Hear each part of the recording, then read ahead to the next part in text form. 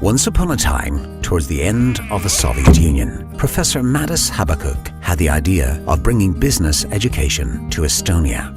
He understood the need for new business tools, methods, and paradigm, which are vital to build up a new country's economy.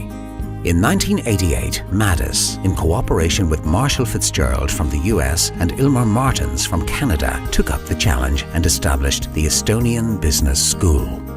The next year, the first group of students took up their studies in a building at Sarupi village. As if the program itself wasn't innovative enough, they included a 3-month internship in the United States and study bridge organized by local Estonians in Canada.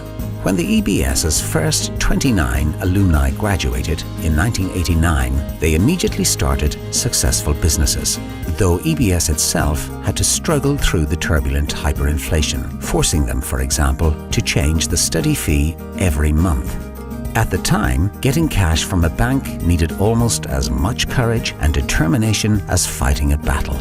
Luckily for the reputation of EBS, its CFO went there armed only with flowers when getting cash to pay the salaries.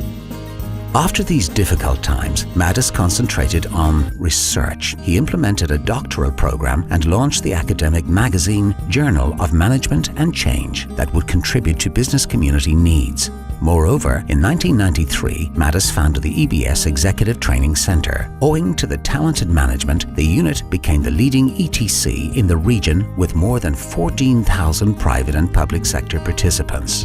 In the meanwhile, ETC also developed their very own crown jewel, the Executive MBA, launched in 1999. Today, Estonia's best executive training program with more than 100 alumni. Finally, ETC even became the licensed partner of the Academy of Executive Coaching in 2012, allowing Madis to fulfill his dream of accompanying his alumni throughout their professional life. For the development of the EBS, it seemed that only the sky was the limit.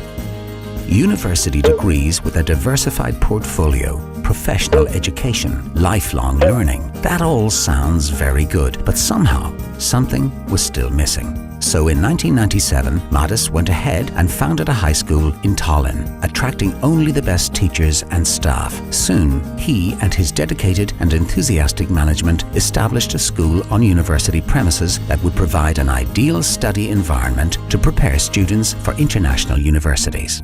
Currently, external evaluation results position the high school amongst the top 8% of schools in Estonia, and if the title of internal evaluation flagship wasn't enough, they also gained the title of Best School of the Year.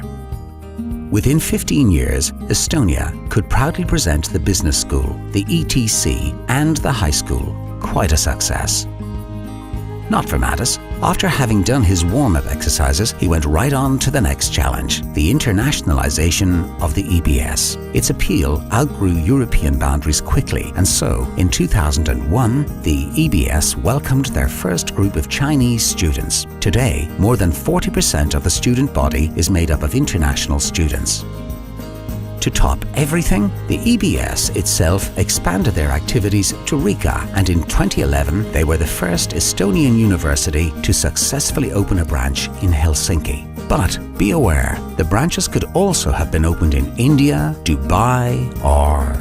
The European business schools felt threatened and wanted to slow Madis down. So they decided unanimously that he should sit on the board of the EFMD. Today, the EBS and Madis celebrate its 25th anniversary together with over 4,000 alumni, 1,500 students, 100 faculty, and 70 partner universities in Europe, America, Australia, and Asia, enabling a wide exchange of both students and lecturers. The school has grown into one of the biggest private universities in the Baltic region, teaching international entrepreneurship and business administration at bachelor's, master's, and doctoral levels. The EBS is also the only private university in Estonia. Internally, the EBS is currently going through a shift in generations, which is logical on an evolutionary level. But do try working with XYZ generations. It's like the hyperinflation of the 90s. You simply do not know what to expect of tomorrow.